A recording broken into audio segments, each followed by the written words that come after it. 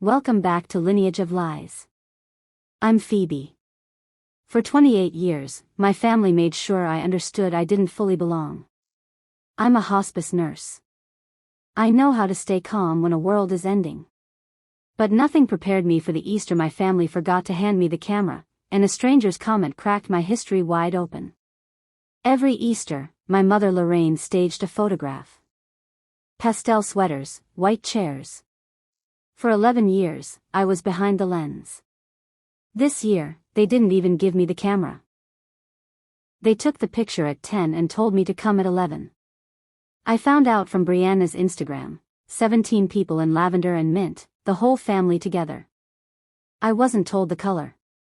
I arrived with deviled eggs and smiled, because smiling was my job. That night I saw a comment under Brianna's post. A white lily profile. Where's the girl from the hospital? My thumb went cold. I refreshed, the comment was gone. I refreshed again, the entire post was gone. 40 seconds. Someone was watching that post like a monitor in an ICU. I called my mother. She blamed bad lighting. I mentioned the hospital comment. The silence was load-bearing. Then she said, "Some pictures aren't for everyone, sweetheart," and hung up. You don't delete a photograph that fast unless it touches something buried deep. At midnight, a retired nurse named Carol Wetzel messaged me, "I was your nurse 20 years ago. Your parents told us you died at birth. I have something you need to see." I sat on my kitchen floor. I had been hospitalized at 8, meningitis at St. Bridget's Regional. But apparently someone found a page I was never allowed to read. I pulled out old photos. Brianna as a newborn, dozens of pictures, hospital bracelet, adored. Me? The earliest photo shows a walking toddler. No newborn pictures. Not one of my mother pregnant with me. I had never noticed. I drove to my parents' house while my mother was out. In the hall closet, photo albums labeled by year. I pulled down 1998, my birth year. Too light. Inside, pages torn out at the gutter. A whole season amputated. I showed my grandmother Ruth. She touched the cover and said, "June." I said, "No, it's Phoebe." Her hand pulled back. "No. We buried Phoebe. Carol met me in Toledo with a shoebox.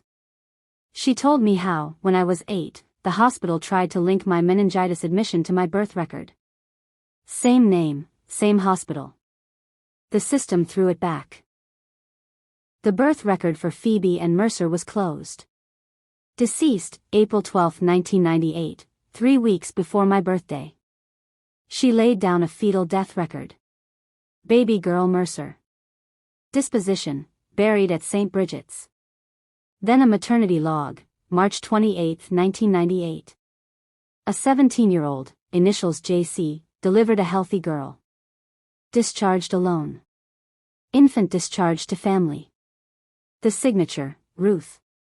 Carol said, "Your parents told the hospital their daughter died. For 20 years I've wondered what happened to JC's little girl."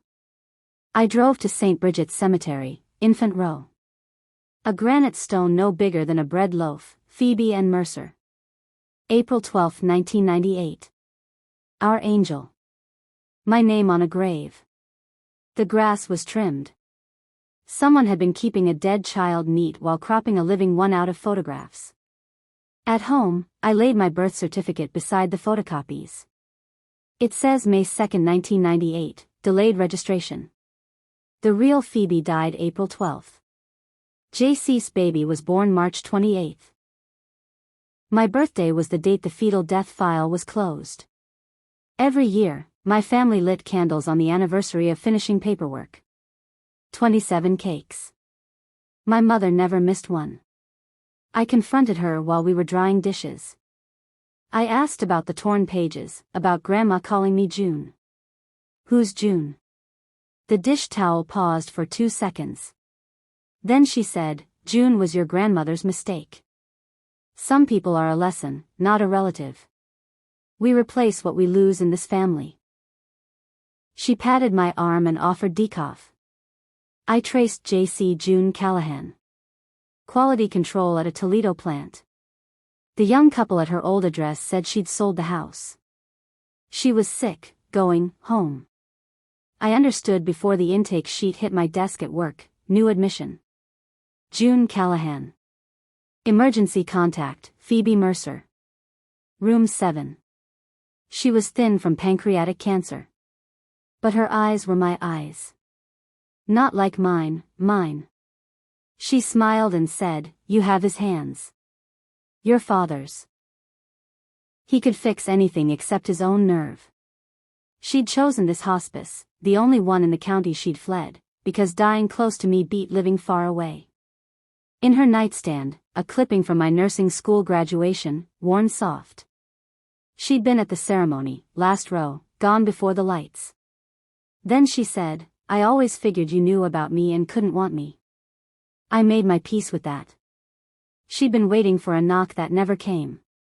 Over the next days, she told me. 17, pregnant, sent to an aunt's in Toledo so the congregation wouldn't see. The word was handled. 30 hours of labor. After, her mother and sister Lorraine came with consent forms. She refused. They waited. She hadn't slept in days. They didn't forge anything, they just outlasted her. She was discharged alone. The baby went to family. She said, "Don't be angry at Lorraine." They never let her cry for the baby she lost. A person who can't grieve turns to stone. My dad showed up at the hospice, stood in the hallway with his cap. He told me, they buried their daughter on a Thursday. Lorraine wanted to name her Phoebe. The next day, he came home to an empty nursery, everything gone, his mother-in-law's kindness. He found Lorraine on the floor, howling. Ruth said, "You don't cry over what you can replace." 6 weeks later, June visited with a bundle and left without it. "Your mother was somebody else before," he said. I watched her turn to stone. Keeping the peace was never love. June had a quilt in her nightstand. 27 finished rows, a 28th started. "I counted your birthdays in stitches," she said. I never missed one.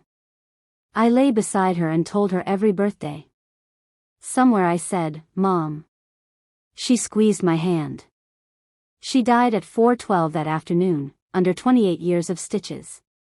Easter morning, a yellow dress on my doorstep, exactly my size. A card, 10 o'clock sharp. A scandal had bloomed. Carol's comment was seen, questions asked. The Mercers scheduled a photograph. I was to be in the front row. "This photo fixes everything," Brianna texted. I put on the dress, but my phone rang. June was slipping. Hours, maybe less. 2 roads, a photograph where I'd finally exist, and a room where I already did. I drove to my parents'. White chairs, lilies, all 17 of them arranged and waiting, the photographer's assistant already testing light. My mother steered me to the center. The camera lifted. Through that lens, I saw it wasn't for me. It was a lock, and I was the key. One turn, then done.